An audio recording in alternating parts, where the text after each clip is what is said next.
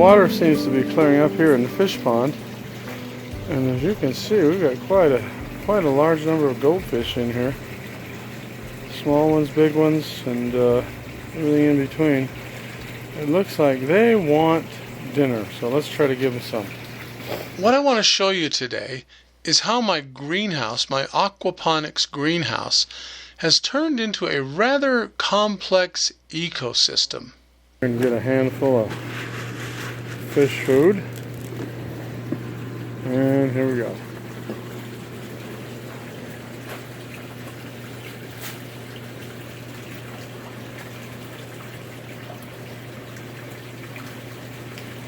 Yep, they're hungry.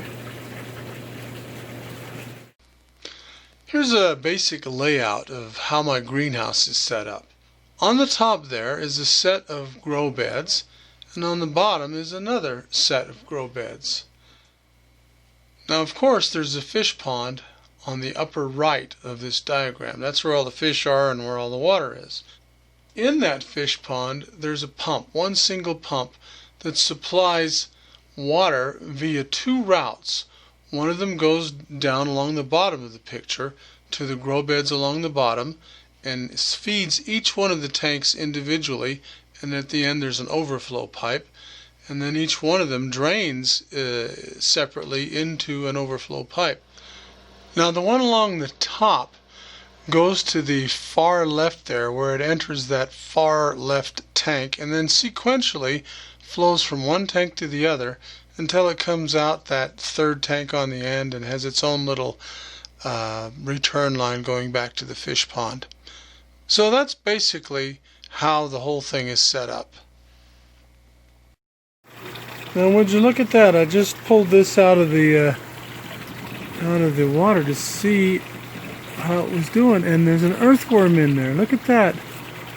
I never would have thought. Let's put it back down in there. Now let's see, look at that. Look at him go. Huh. How did he get in there? And how is he living? Obviously that's underwater, so they do survive underwater because I pulled him out from under the water. That's interesting.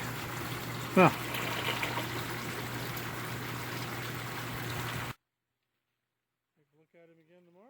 okay, now I want to show you some of the goldfish that are in this little grow bed here. Now if I move this styrofoam, there should be little goldfish under it. Let's have a look.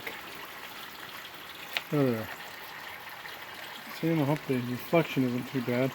See them kind of trying to burrow down into the mat that's on the bottom there. Let's see if we can get, I can't get the, anyway, you can see the goldfish. So there are goldfish in here, and it's part of the ecosystem. Now what I've done here is I've lifted this up, and you can see there's the celery on that side, and this is the root ball on the bottom. And I just did this to show you this is an organic environment, and you can see there's a snail right there, and there's also fish in here, and they nibble on the bottom of these roots. And there's also earthworms in there. Oh, I just dropped a big one. There's also earthworms in here. I don't see any at the moment, but there are a lot of